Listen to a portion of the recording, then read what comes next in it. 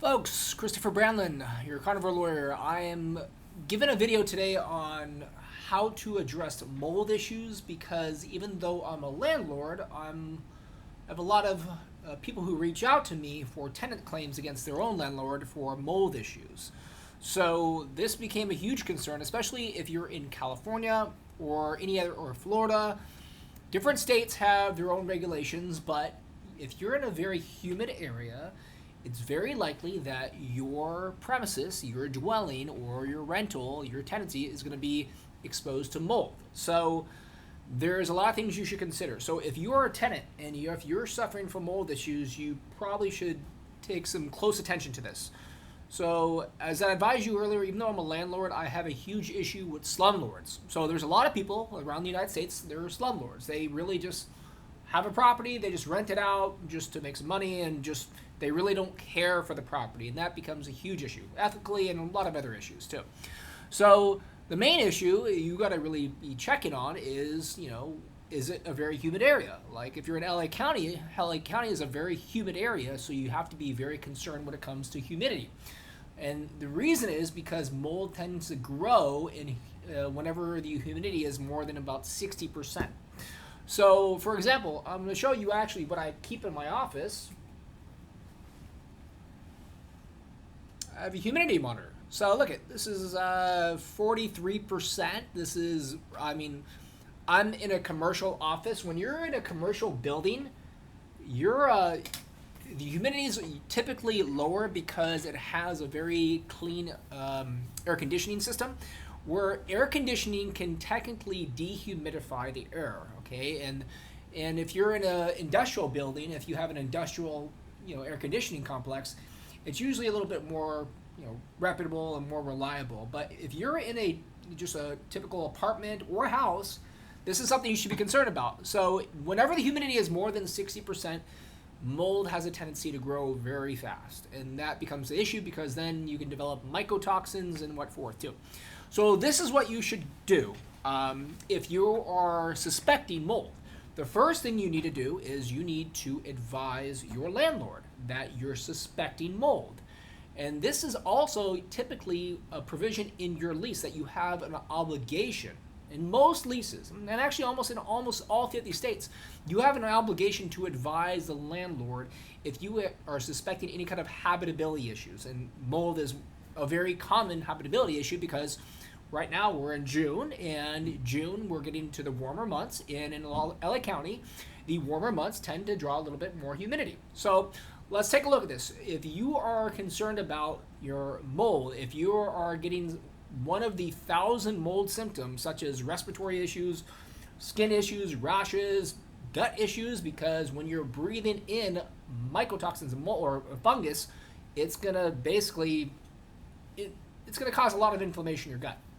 So the first thing you have to do is you have to address it, and you should put it in writing. Don't just call. You could text your landlord, but I think it's a lot more formal and to keep you a better paper trail if you email your landlord in writing saying, I'm concerned, I'm having some breathing problems, and or I'm having some skin issues, I'm suspecting some mold. The landlord has an obligation to try to address the mold. They usually would send out a mold inspector. Okay, so a mold inspector, they have to use a licensed mold inspector. They should not be using a typical handyman because they have to use someone who's licensed in that applicable state. So if they send out a mold inspector, they do air sampling and they may take some swabs. And if it comes back, clean, if they actually use a reputable licensed mold inspector, then you do not have too much of an issue with the mold if they actually have a licensed and reputable mold inspector do a very detailed inspection. But, if they send a handyman, you should address it and say, no, send a licensed mold inspector to come back. So just from personal experience, even though I've owned different properties, I've bounced around, even if you're eating completely zero carb, a carnivore, as I am, you're still going to have issues on a zero carb diet if you're breathing in mold. So this is something you should pay attention to. I think it was Michaela Peterson took like a hiatus for like 6 months or so when she got exposed to mold, and I spoke with a lot of other people too. So this is how you should address it. First, tell the landlord in writing that you're suspecting mold, and they will come and send a mold inspector, and they should address it. Now, If they send a handyman and say, no, I need a licensed mold inspector, I feel a little bit more safe. You want to make sure you do that. And if they are still giving you some pushback, then you need to stand your ground and put everything in writing. But if they do not respond, then they are typically breaching some of their obligations under the California Civil Code or any kind of civil code under your applicable state. So if they do not respond, then now they're facing liability. And then what you may need to do if they're not responding, and for the sake of your own health, you should probably hire your own mold inspector. They can range between a couple hundred, sometimes close to 1,000, depending on the size of the property. But they'll typically take some air samples, and then you can expedite the test results if you want to see if you are getting exposed to mold. And if it comes back where the mold spores on the interior portion of the dwelling are a lot greater than the exterior, because usually they take an air sample from the outside as well to compare to see if it's concentrated on the indoors. That's where you should be drawing some concerns, and you should, if you get a copy of the mold report, you must send a copy to your landlord in writing. Like I said, email is probably the best. So if you send it to your landlord, evidencing that you have that the mold report has showing high concentrations of mold, either through sampling of surface samples or the air samples, they have an obligation to address the mold. They must do a remediation, and a remediation is no easy walk in the park. They actually have to tear out some of the drywall, because if the mold is on the interior portion of the walls, it's basically spreading throughout the walls, and it's almost impossible to remove. I almost tell people that if you actually have mold inside the walls, and sometimes they will actually take check the humidity or the moisture within the wall. They have certain meters that they can check the moisture within the walls, and if it's a very high humidity, or like it's a lot of moisture built in with the walls, the mold is spreading around the wall. So even though you're not seeing the visible mold, you're going to get sick, okay? And this can really cause some severe damage to your health. So, and not only do they have to remediate it, they have to relocate you. So they have an obligation to relocate you to a reasonable premises, a reasonable dwelling. Let's say if you have a house with a spouse and 3 kids, they have to give you a larger hotel room, or sometimes even an Airbnb, and they will have to compensate and pay for your stay while they do the remediation. If they do not do that, then they're already completing more violations under the applicable civil code. And not just that, there's the health and safety code. So I actually saved some of my information for this reference. So for example, if you're in California Civil Code 1941.1 indicates that a dwelling shall be deemed untenable for the purposes of section 1941 if it substantially lacks any of the following affirmative characteristics of a residential unit. Okay, and you go on, and subsection 6 indicates that keeping every part of the premises clean and free from debris, filth, rubbish, garbage, rodents, and vermin, as well as the applicable health and safety code for California. I think it was 179.20.3 subsection A and E. It indicates that any building or portion thereof inside of any dwelling unit, guest room, or suite or rooms, or the premises on which the same is located shall be deemed and hereby is declared to be a substandard building if it endangers the life, limb, health, property, and safety or welfare of the public or the occupants thereof, and this includes inadequate sanitation. Sanitation is kind of the key factor which you're referencing here. Now, if you complain of the mold and they respond by not just ignoring you, but they actually increase the rent, now they're facing a retaliation claim. So this can build on to some of your additional issues. Most of the leases will provide that the tenant has to provide written notice or some type of notice to their landlord, so please take note of this. Now, if you are getting sick from mold, and you have to basically treat it too. So a lot of clients always ask me, I got sick from mold, where do I go? I'm going to tell them that you typically can't go to your primary care physician, because the average doctor really doesn't know much regardless, but they do not know how to treat mold illness. There are a plethora of doctors around the entire United States have no education or training on mold illness. You should take note of this. If you go into an emergency room, they have no idea what to do. So what they'll typically do is they will give you an IV of antibiotics, which could actually make you worse. So what you need to do is you need to find some functional doctors in the area, or mold literate doctors. You can do a search on mold literate doctors, and if you reach out to them, you got to make sure that they are familiar or educated or experienced in treating mold illness. Typically what you would do is you would have to, first of all, you're not going to get better unless you get away from the source. If you're still living in the mold, even if you're doing mold treatment, you're just going to keep getting yourself sick, okay?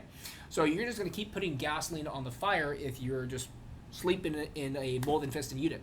So you have to relocate, and if they refuse to remediate and relocate you, you have to vacate the unit and you have to find it. You can terminate the tenancy. You have to put it in writing. I would recommend that you contact an attorney, whether myself or anybody else, before you do this, because you have to put it formally notice in writing, because you have to tell them that this is a type of constructive eviction, which is saying that they're implicitly forcing you to move out of the unit because they're failing to properly remediate a mold.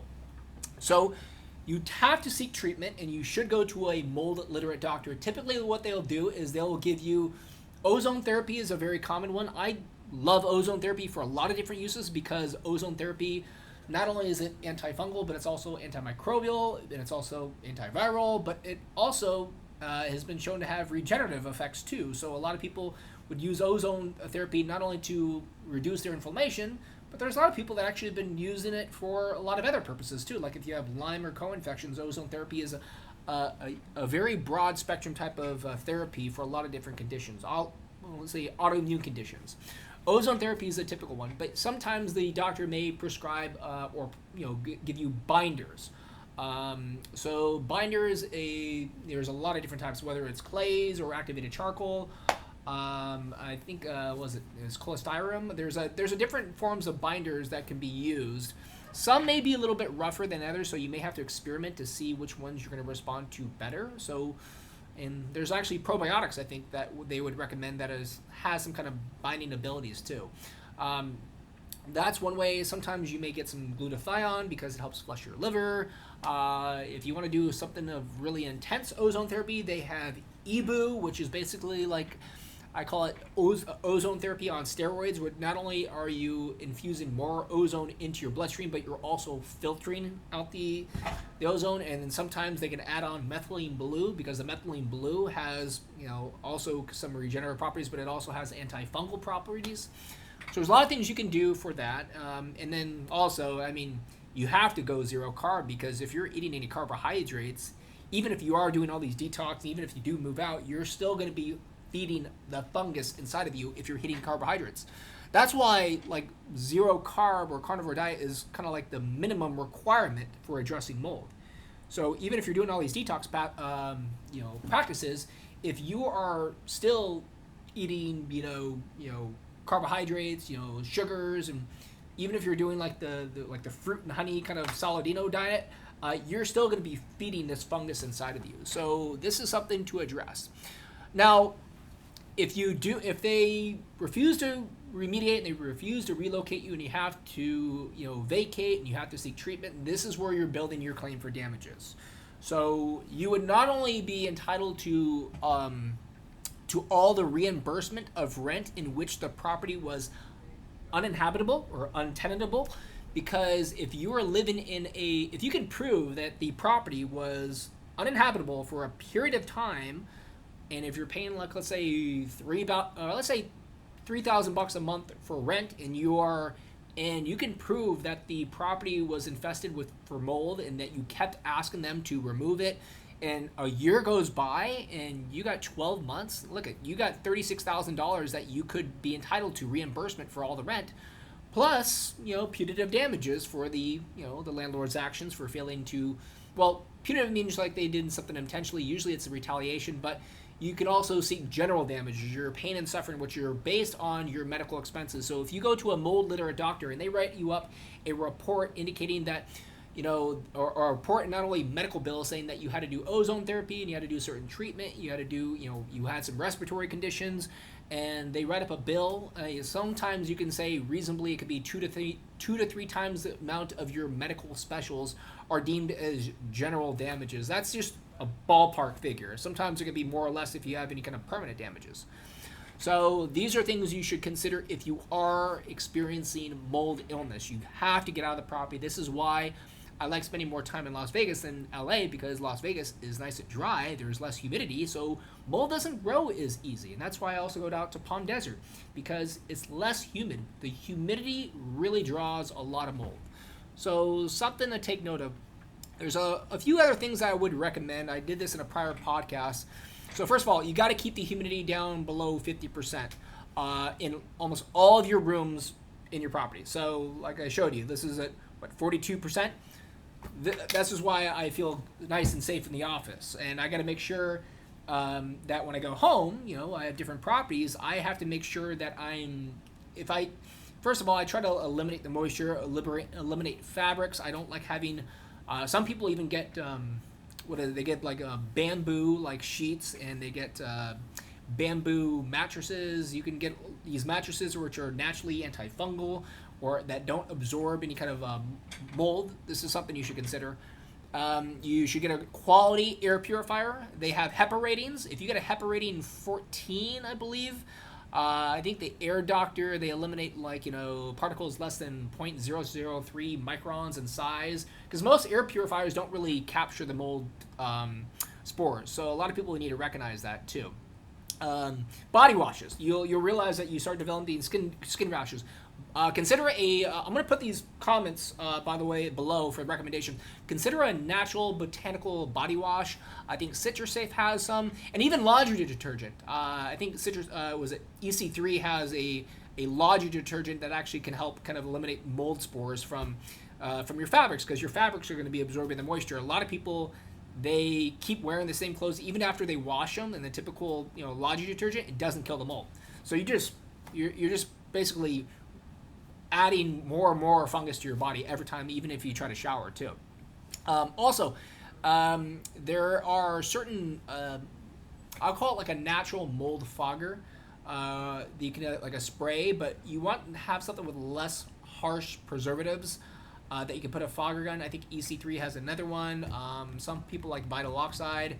That's something that's not going to really damage you if you're going to be breathing it in. So something else to consider too. Also, if you have carpets, fabric absorbs moisture. If you have carpets, it's almost and if you have mold, you're never going to get better. So I would recommend, if you're looking for a property, get hardwood. It doesn't have to be completely hardwood, but maybe laminate some hard flooring, because carpet is going to be basically drawing a lot of the moisture, and if you have mold, you got to get rid of the carpet. That's almost like a minimum requirement. I would say, and if you do have carpet, I recommend the thinnest carpet as possible, like industrial carpet tiles or something used in a lot of office building, and they typically do not absorb as much moisture as the typical thick carpets, because thick carpets collects the most crap and mycotoxins, which then again absorbs moisture. And if you have a central air conditioning, you gotta have a licensed air duct. I forgot the company, but I'll put it in the comments. But there's these licensed individuals who know how to clean the air ducts, and especially if they're addressing mold issues, because there's a lot of scam companies in different cities that say, oh yeah, we clean your air ducts. They don't really address the mold, and they'll overcharge you. You need to find a licensed HVAC duct cleaners that can actually remove a lot of the spores and mycotoxins from the air ducts, because if there's mold in the AC system, you're just going to keep refeeding that. And also you can consider installing they have these UV light air scrubbers that you can install in the AC system, which kills mold spores. So something, I'll put this in the comments as well.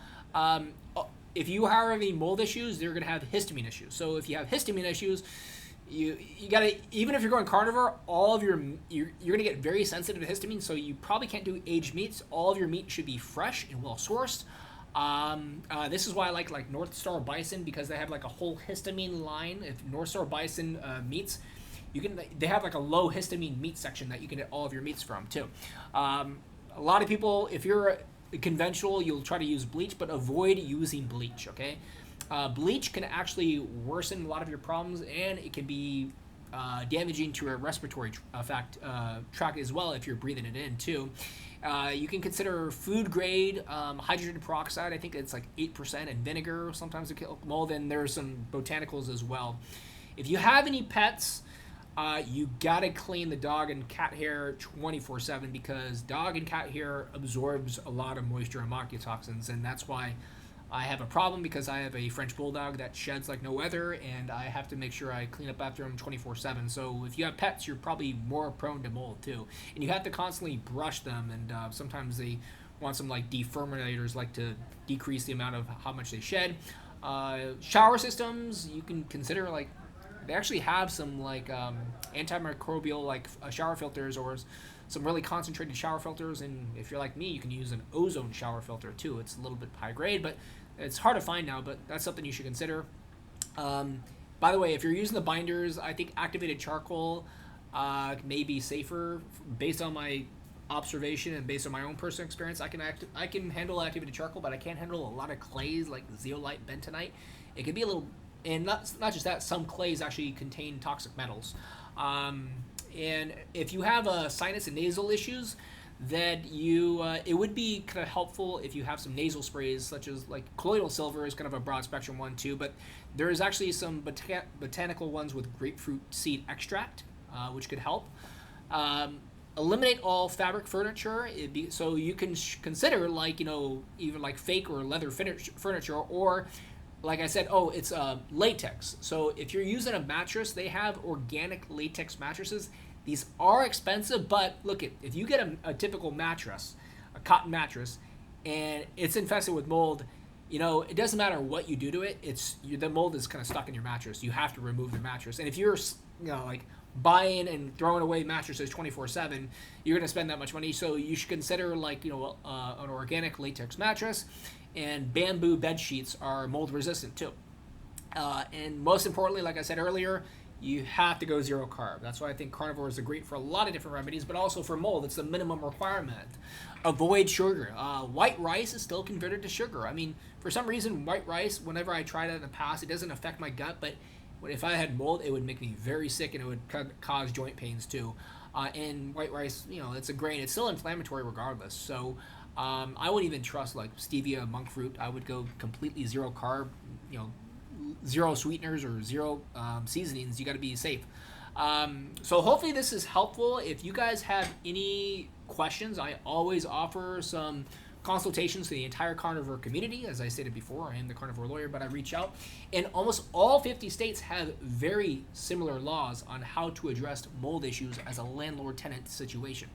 So once again, this is Christopher Brandlin. You can I'll put my email in the comments. It's chris@brandlinlaw.com.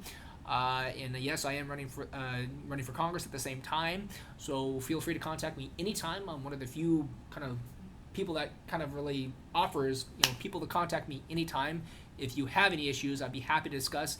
Even if you're in a different state, I can give you the general recommendations and referral sources on what you should do, because these are just general recommendations. So Christopher Brandlin, eat meat, train hard, and let's make America great and healthy again.